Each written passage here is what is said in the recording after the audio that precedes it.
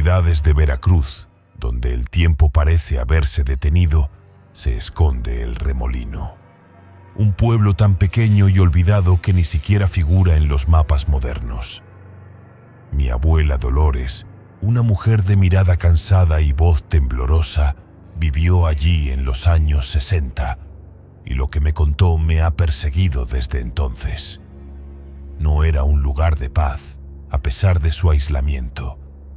La tranquilidad era solo una máscara para el horror que se gestaba. Al principio, fueron los animales. Gallinas que desaparecían sin dejar rastro, perros que aullaban a la luna con una desesperación inhumana, vacas que amanecían desangradas, con marcas extrañas en sus cuerpos. Luego, el verdadero terror se apoderó de El Remolino. Los niños. Uno a uno, los más pequeños del pueblo comenzaron a desvanecerse en la noche. No había gritos, no había forcejeos, solo un silencio sepulcral que se cernía sobre las casas al amanecer. Las madres, con los ojos inyectados en sangre, encontraban solo pequeñas huellas en el barro, huellas que no eran de animal ni de hombre, sino de algo retorcido, con garras afiladas y una forma antinatural. El miedo se convirtió en una plaga. La gente no dormía, no comía. Las miradas se cruzaban con desconfianza, buscando al culpable entre ellos. Pero la verdad era mucho más antigua y oscura. Los ancianos, con sus rostros surcados por el tiempo y el terror, susurraban la palabra prohibida: bruja. No era una bruja de cuentos de hadas, no. Esta era una entidad ancestral, un ser de maldad pura que habitaba en las entrañas de las montañas, alimentándose del miedo y la inocencia. Su presencia se sentía en el aire frío que calaba los huesos, en el susurro del viento que parecía llevar lamentos, en la sombra que se alargaba más allá de lo natural. El sacerdote del pueblo, un hombre de fe inquebrantable pero con el alma marcada por la desesperación, reunió a los hombres. Armados con antorchas y cruces, se adentraron en la oscuridad de la montaña, guiados por el rastro de un hedor nauseabundo a azufre y carne putrefacta. Lo que encontraron los dejó helados. En una cueva oculta entre huesos y restos de lo que alguna vez fueron vidas, la vieron. Una figura jorobada, con ojos que ardían como carbones y una risa que desgarraba el alma. La batalla fue brutal, más allá de lo que la mente humana puede comprender. La bruja se retorcía, sus gritos resonaban en la montaña, invocando horrores innombrables. Pero la fe, la desesperación y el coraje de un pueblo acorralado fueron más fuertes. La quemaron, la vieron arder, su carne se consumía, pero su maldad persistía. Cuando las llamas se extinguieron, solo quedó una cosa: su cabeza, intacta, con los ojos aún abiertos, mirándolos con un odio eterno. El sacerdote, con las manos temblorosas, la envolvió en un saco bendito y la encerró en una caja de madera que fue sellada y depositada en lo más profundo de la iglesia. Un recordatorio constante del horror que habían enfrentado. Mi abuela me dijo que, a veces, en las noches de luna llena, el viento trae un lamento desde las montañas, un lamento que no es humano, y que el aire en El Remolino se vuelve pesado, con un olor a azufre y a algo antiguo y maligno. Y es entonces cuando los habitantes cierran sus puertas, apagan sus luces y rezan, sabiendo que la bruja, aunque sin cuerpo, sigue vigilando, esperando el momento de reclamar lo que considera suyo.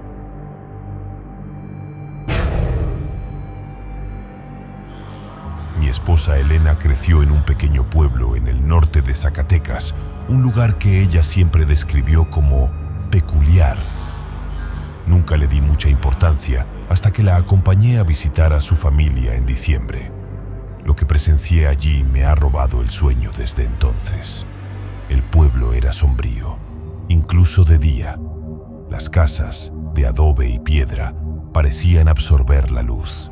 No había adornos navideños, ni luces festivas, ni el espíritu alegre que uno esperaría en esa época del año. En cambio, una tensión palpable flotaba en el aire, una especie de expectación silenciosa que me erizaba la piel. Elena me explicó que el 11 de diciembre era el día más importante del año. No era una celebración, sino una preparación. Los habitantes, con rostros serios y manos temblorosas, llevaban enormes cantidades de comida a la plaza central: animales sacrificados, frutas extrañas, panes con formas grotescas. Todo se colocaba en un altar improvisado, una pila de ofrendas que crecía con cada hora que pasaba. Al caer la noche, la plaza se llenó de gente. No hablaban, solo observaban el altar con una mezcla de temor y reverencia. El aire se volvió gélido, a pesar de que no hacía tanto frío. Un olor a carne cruda y a algo dulzón y metálico impregnaba el ambiente. De repente, un silencio absoluto cayó sobre el pueblo. Incluso el viento pareció contener la respiración. Entonces, de la oscuridad que rodeaba la plaza, emergió. Era una figura alta, imponente, con una piel que parecía brillar con un tono rojo oscuro.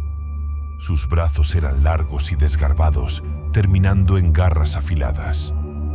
Pero lo que más me impactó fueron sus ojos, dos orbes amarillos que ardían con una luz infernal, y sus cuernos que se retorcían como ramas secas de carnero, apuntando hacia el cielo. Era un demonio. No había otra explicación. El ser se acercó al altar con movimientos lentos y deliberados. La gente no se movía, paralizada por el terror. El demonio comenzó a devorar las ofrendas, desgarrando la carne con sus garras, bebiendo la sangre con un sonido gutural que me revolvió el estómago. Cuando terminó, se irguió en toda su altura y comenzó a bailar. No era una danza de celebración, era un ritual. Sus movimientos eran espasmódicos, antinaturales, y a cada paso, la tierra parecía temblar. Un canto gutural, una letanía de sonidos incomprensibles, brotaba de su garganta, llenando el aire con una vibración que me hacía sentir que mi propia alma se desgarraba. Cuando el sol comenzó a asomarse por el horizonte, el demonio se detuvo. Sus ojos amarillos recorrieron la multitud y sentí su mirada posarse en mí, un escalofrío que me heló la sangre. Luego, con la misma lentitud con la que había llegado, se desvaneció en la oscuridad. Elena me encontró pálido y tembloroso. Me llevó a casa y, con voz apenas audible, me reveló la verdad. Ese ser, me dijo, era el fundador del pueblo. Regresaba cada año para reclamar su ofrenda, y a cambio, el pueblo recibía buenas lluvias y cosechas abundantes. Era un pacto antiguo, un trato con la oscuridad que había asegurado la supervivencia de ese lugar. Desde entonces, cada 11 de diciembre, no puedo dormir. El recuerdo de esos ojos amarillos, de esa danza macabra, de ese olor a sangre y a algo más allá de lo humano, me persigue. Y a veces, en el silencio de la noche, juro que puedo escuchar el eco de ese canto gutural, un recordatorio de que hay lugares en el mundo donde la línea entre lo humano y lo demoníaco es peligrosamente delgada.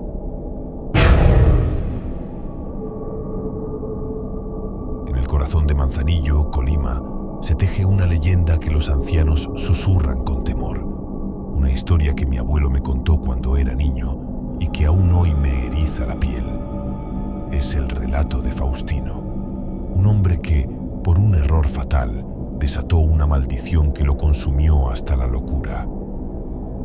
Faustino era un hombre de campo, con las manos curtidas por el trabajo y la mirada sencilla. Su padre había sido enterrado bajo un viejo tamarindo en su propiedad, una tradición familiar que se remontaba a generaciones. Pero cuando el nuevo cementerio del pueblo de Santa Cruz fue inaugurado, Faustino, con la mejor de las intenciones, decidió que era hora de darle a su padre un lugar de descanso más digno. Con pala en mano y el corazón pesado, Faustino exhumó los restos. La tierra húmeda y el olor a descomposición no lo amedrentaron. Con cuidado, recogió los huesos y los llevó al cementerio, donde los depositó en una nueva tumba bajo una lápida recién grabada. Pensó que había hecho lo correcto, que había honrado a su padre. Estaba equivocado. La noche siguiente, los sueños de Faustino se volvieron pesadillas. Una mujer, una figura etérea vestida de negro, con el rostro oculto por una mortaja, se paraba al pie de su cama, susurrando su nombre con una voz que parecía venir de ultratumba. Al principio, lo atribuyó al cansancio, a la pena, pero los sueños se intensificaron, volviéndose más vívidos, más aterradores. Luego, los fenómenos comenzaron en la vigilia. Objetos que se caían solos, puertas que se abrían y cerraban con violencia, sombras que se deslizaban por el rabillo del ojo. Las gallinas de su corral amanecían muertas, con los ojos desorbitados y una expresión de terror congelada en sus rostros. Y lo peor de todo, un olor, un hedor persistente a tierra húmeda y a flores podridas, un aroma que lo seguía a todas partes, impregnando su ropa, su comida, su propia piel. Faustino, desesperado, buscó ayuda. Recurrió a doña Nerina, la curandera del pueblo, una mujer con ojos sabios y una conexión con el mundo de los espíritus.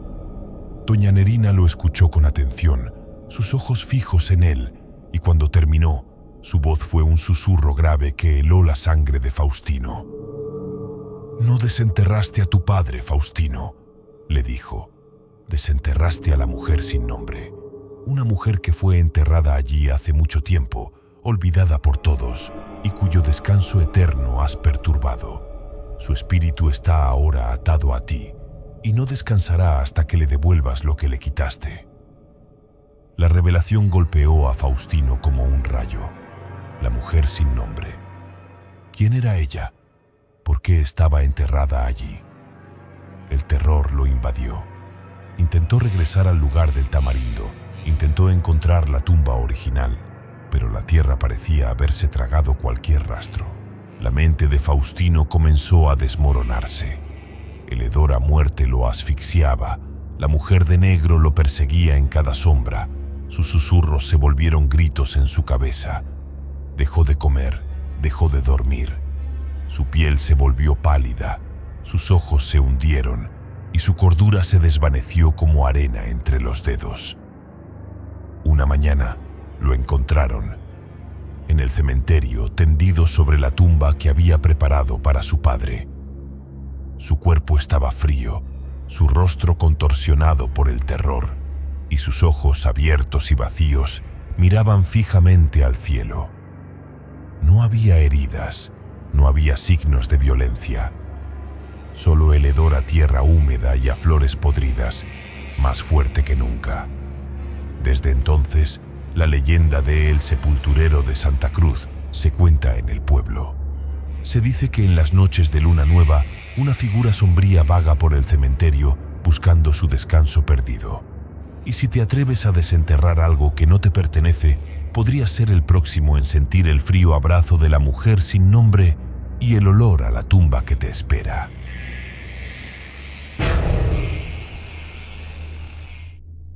Mi abuelo Santiago, un hombre de pocas palabras pero de historias que helaban la sangre, solía contarme sobre las montañas que rodeaban San Agustín Solitla o Ajaca. No eran solo montañas, decía, eran el hogar de algo antiguo, algo que se arrastraba por los barrancos profundos, algo que ellos llamaban el cuatralbo. No era un animal común. Mi abuelo lo describía con una voz grave, casi un susurro, como si temiera invocarlo. Tenía 4 patas, pero no como las de un caballo o un venado. Sus pezuñas eran de un blanco inmaculado, un contraste inquietante con su cuerpo oscuro y macizo. Su hocico, partido como el de un jabalí, revelaba colmillos afilados, y sus cuernos retorcidos y apuntando hacia abajo le daban una apariencia demoníaca. Era una criatura de pesadilla, un vestigio de un tiempo prehispánico, cuando las montañas guardaban secretos más allá de la comprensión humana. Su presencia no era solo visual. El cuatralbo dejaba un rastro, un olor, un hedor a sangre rancia, a algo que había muerto hace mucho tiempo y que aún se aferraba a la vida. Cuando ese olor impregnaba el aire, los animales de la montaña se volvían locos. Los perros aullaban sin cesar, los caballos relinchaban con terror y las aves huían en bandadas, presintiendo la cercanía de la bestia. Yo, siendo un niño escéptico, solía reírme de las historias de mi abuelo, hasta que una tarde lo acompañé a buscar hongos en lo más profundo de los barrancos. El sol comenzaba a ponerse, tiñendo el cielo de un rojo ominoso. El aire se volvió frío y un silencio inusual se apoderó del bosque. Incluso los insectos dejaron de chirriar. De repente, el olor, ese hedor a sangre rancia que mi abuelo había descrito, me revolvió el estómago. Mi abuelo se detuvo en seco, su rostro pálido, sus ojos fijos en la oscuridad entre los árboles. «El cuatralbo», susurró, y su voz temblaba. No vi a la criatura completa, solo una sombra inmensa que se movía con una agilidad sorprendente entre los árboles. Y luego, dos puntos rojos brillantes en la oscuridad como brasas incandescentes, observándonos. Eran sus ojos. El terror me paralizó. No podía moverme, no podía gritar. Solo podía mirar esos ojos rojos que me perforaban el alma. Mi abuelo me arrastró, corriendo como nunca antes. No miramos hacia atrás. El hedor nos persiguió hasta que estuvimos fuera de los barrancos, hasta que la luz de la luna nos envolvió. La leyenda dice que el cuatralbo solo desciende de los barrancos para comer. Y si te atrapa solo en las montañas, si te encuentras con esos ojos rojos en la oscuridad, nunca más se te vuelve a ver. Tu cuerpo se convierte en parte de la tierra, tu alma en un susurro en el viento. Desde aquel día no me acerco a esas montañas, y cada vez que el viento trae un olor extraño, o cuando los perros de mi vecino aúllan sin razón aparente, un escalofrío me recorre la espalda, porque sé que en las profundidades de San Agustín Solitla, la bestia de los barrancos olvidados sigue esperando, y su hambre es insaciable.